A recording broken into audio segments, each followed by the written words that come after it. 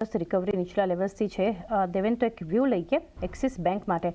આજે પરિણામ પણ છે બેંકના. એ પહેલાં અત્યારે જુઓ ડેઝ હાઈ પર કાઉન્ટર છે જે 1199ના ડેઝ લો બનાવ્યા હતા, ત્યાંથી અત્યારે 1218 પર ટ્રેડ થઈ રહ્યું છે. એક્સિસ બેંક કઈ રીતે વ્યૂ આપશો પરિણામ પહેલાં?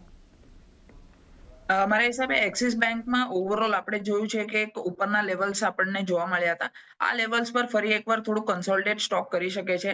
લોઅર લેવલ્સ પર જે સપોર્ટ છે એક્ઝેક્ટલી એ સપોર્ટના આસપાસથી સ્ટોકમાં એક બાઉન્સ બેક જોવા મળ્યો છે, જે કે 1190ની આસપાસ છે. મારા હિસાબે આ સ્ટોપ લોસ રાખવો જોઈએ, હોલ્ડ કરી શકાય. ક્લોઝિંગ બેસિસ પર સ્ટોપ લોસ રાખીએ તો સારું રહેશે. ઉપરમાં અગર આ સ્ટોક ઉપરમાં રિઝલ્ટ પછી 1235ના લેવલ અગર બ્રીચ કરે અને સસ્ટેન થાય તો મારા હિસાબે ઉપરમાં 1280ના લેવલ્સ સ્ટોકમાં જોવા મળી શકે છે. ફરી એકવાર જે કન્સોલિડેશન થશે એનો બ્રેકઆઉટ જોવા મળશે. ઓવરઓલ સેટઅપ બહુ સારું છે બેન્કિંગ સ્ટોક્સ અને બેંક નિફ્ટીનું. ઉપરના લેવલ્સ પર કન્સોલિડેટ થોડુંક થઈ શકે છે, પણ રિઝલ્ટ પછી એક સારી મૂવ અગર આવે 1235ની ઉપર તો એક સારા લેવલ્સ 1280 સુધીના જોવા મળી શકે છે. તો એક વ્યૂ 1280 સુધી પણ આપણને જતા દેખાઈ શકે છે. Axis bank. નેસ્લે ઇન્ડિયા વધુ એક કાઉન્ટર દેવેન, જ્યાં આજે પરિણામ પહેલા ખરીદદારી છે. 1.5% મજબૂત છે નેસ્લેનું કાઉન્ટર અને અત્યારે જોઈ રહ્યા છીએ 2470 આસપાસ ટ્રેડ થઈ રહ્યું છે. ગેઇનિંગ કાઉન્ટર્સમાં નિફ્ટીમાં કઈ રીતે આ વ્યૂ આપશો? ડેફિનેટલી આપણે લગાતાર વાત કરીએ છીએ કે જે એફએમસીજી કાઉન્ટર્સ છે એમાં એક સારી લોઅર લેવલ્સથી બાઇંગ જોવા મળે છે અને નેસ્લેમાં બી એક સારો અપમૂવ જોવા મળે છે. બધા એક્સપોનેન્શિયલ મૂવિંગ એવરેજ 220 અને 50ના મેજર મૂવિંગ એક્સપોનેન્શિયલ એવરેજ જે છે એ બ્રીચ કરીને સારો એવો સસ્ટેન કરે છે સ્ટોક. મારા હિસાબે લોઅર લેવલ્સ પર સપોર્ટ છે 2390ની આસપાસ. એ લેવલ્સ પર ધ્યાન રાખવું જોઈએ. એ લેવલ્સ જ્યાં સુધી ઇન્ટેક્ટ છે ત્યાં સુધી આ સ્ટોકમાં અપમૂવ કન્ટિન્યુ રહી શકે છે. મારા હિસાબે નેક્સ્ટ રેઝિસ્ટન્સ લેવલ 2540 2550ની આસપાસ છે. એ લેવલ્સ આ સ્ટોકમાં જોવા મળી શકે છે. તો ડેફિનેટલી પોઝિશન હોલ્ડ કરવાની સલાહ છે. ડિપ્સ પર ખરીદારી બી કરવાની સલાહ રહેશે આ સ્ટોકમાં અને આ કાઉન્ટરમાં. ઇનફેક્ટ ઓવરઓલ સેક્ટરમાં બી એક સારો અપમૂવ જોવા મળે છે, તો ડેફિનેટલી આ કાઉન્ટર હોલ્ડ કરવાની સલાહ છે. તો એક વ્યૂ હોલ્ડ માટે આપણને બનતો જોઈ રહ્યા છે, ખાસ કરીને નેસ્લે ઇન્ડિયા માટે. બીએલનો સ્ટોક છે એ પણ નિફ્ટીમાં અત્યારે મજબૂત છે દેવેન. બીએલના અત્યારે જોઈએ તો 308 આસપાસ ડે હાઈ પર ટ્રેડ થઈ રહ્યો છે, અડધાથી વધુ જે છે ટકાની મજબૂતી સાથે. કઈ રીતે વ્યૂ આપશો? ઓવરઓલ ચાર્ટ સ્ટ્રક્ચર સારું છે મારા હિસાબે. બધા ડિફેન્સિવ કાઉન્ટર્સ છે જે ડિફેન્સ રિલેટેડ કાઉન્ટર છે આ એક સારા અપમૂવ દેખાડે છે. નીચેમાં સપોર્ટ લેવલ્સ છે 295ની આસપાસ. એ લેવલ્સ પર ધ્યાન આપવું જોઈએ. 20 દિવસના એક્સપોનેન્શિયલ મૂવિંગ એવરેજની આસપાસ એ લેવલ્સ છે. એ લેવલ્સ જ્યાં સુધી ઇન્ટેક્ટ છે ત્યાં સુધી સારો અપમૂવ જોવા મળે છે. એક રેઝિસ્ટન્સને ક્રોસ કર્યું છે 305ની ઉપર. કાલના દિવસમાં બી એક મૂવ જોવા મળી હતી ઉપરની તરફ. થોડું પ્રોફિટ બુકિંગ જરૂર આવ્યું હતું. આજે ફરી એકવાર 305ના લેવલ બ્રીચ કર્યા છે ઉપરની તરફ. તો મારા હિસાબે આ કાઉન્ટર ઉપરમાં 320ના લેવલ દેખાડી શકે છે. ડિફેન્સિવ કાઉન્ટરની અગર આપણે ડિફેન્સ રિલેટેડ સેક્ટર અને કાઉન્ટરમાં વાત કરીએ તો મારા હિસાબે એચએલ બી એક સારું કાઉન્ટર છે. મારા રડાર પર આ કાઉન્ટર છે. તો આનું એક સેટઅપ બી સારું છે. આમાં ખરીદારી બી કરી શકાય છે. નીચેમાં આપણે વાત કરીએ તો 4230 એક સ્ટ્રોંગ સપોર્ટ છે. 4230ના સ્ટોપ લોસ 3 મારા હિસાબે આ કાઉન્ટરમાં ખરીદારી કરી શકાય છે. ઉપરમાં 4650ના લેવલ્સ આ કાઉન્ટરમાં આવી શકે છે. ઓવરઓલ એચએલ કાઉન્ટર બી સારું લાગે છે. આ લેવલ્સ પર બાઇંગ ઓપોર્ચ્યુનિટી સારી દેખાય છે. તો બીએલ સિવાય એચએલ પણ ફોકસમાં રાખી શકો છો. 4230ના સ્ટોપ લોસ, 4650ના ટાર્ગેટ તમને ઉપરની તરફ બતાવી શકે છે. એશિયન પેઇન્ટ્સ વધુ એક ગેઇનિંગ કાઉન્ટર નિફ્ટીમાં, જ્યાં 0.5%ની મજબૂતી છે દેવેન અત્યારે, અને 2465 પર એશિયન પેઇન્ટ્સ આપણને ટ્રેડ થતું બતાવી રહ્યું છે. ગઈકાલે પણ મજબૂત હતું, આજે પણ એક ફોલોઅપ એક્શન છે. કઈ રીતે સેટઅપ જોઈ રહ્યા છો કંપનીનું? બહુ જ સરસ અને પોઝિટિવ સેટઅપ છે.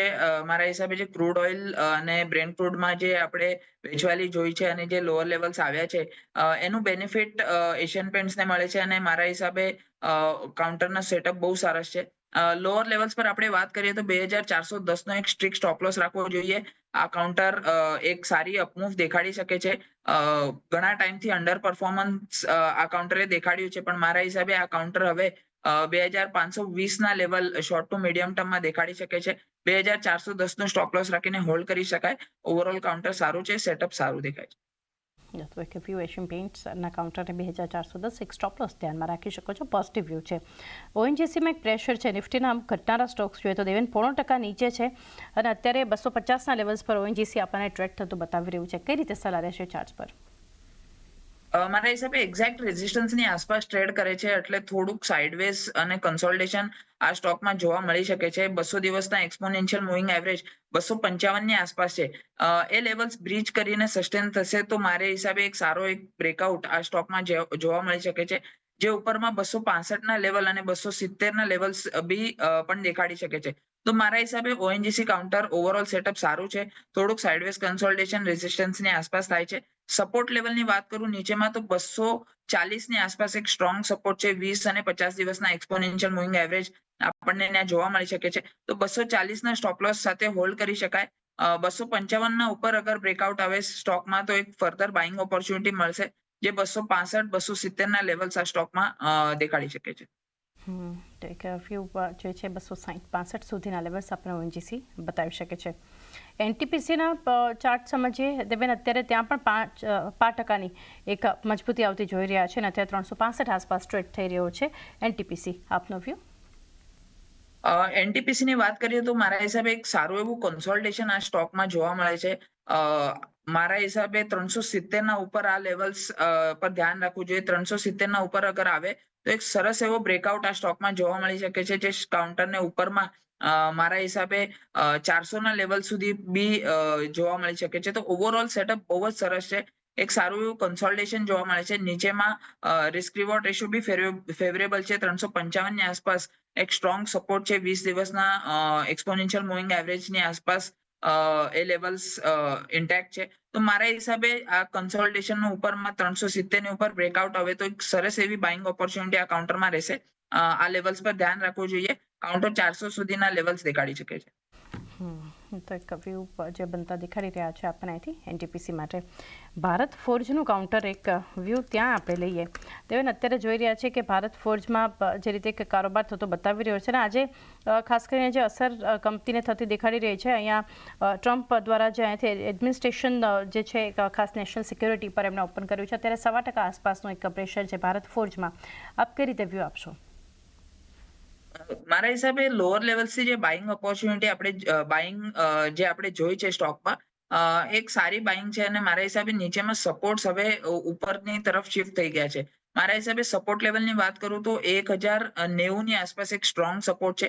એ લેવલ્સના સ્ટોપ લોસ રાખીને હોલ્ડ કરી શકાય કાઉન્ટરમાં. કાલનો હાઈ જે છે 1140 ની આસપાસ એક ક્રોસ થશે તો ફરી એકવાર અપમૂવ સારો એવો જોવા મળી શકે છે. જે 1200 સુધીના લક્ષ્યાંક દેખાડી શકે છે. તો ભારત ફોર્જમાં ઓવરઓલ સ્ટ્રક્ચર સારું છે.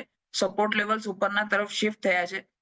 તો ડેફિનેટલી કાઉન્ટર હોલ્ડ કરી શકાય છે. એક સ્ટ્રિક્ટ સ્ટોપ લોસ રાખવાની સલાહ છે. એ સ્ટોપ લોસ એ લેવલની નીચે જાય તો પ્રોફિટ બુકિંગ અને ફર્ધર કરેક્શન સ્ટોકમાં જોવા મળશે. તો સ્ટ્રિક્ટ સ્ટોપ લોસ રાખીને કાઉન્ટર હોલ્ડ કરી શકાય છે. સ્ટોપ લોસની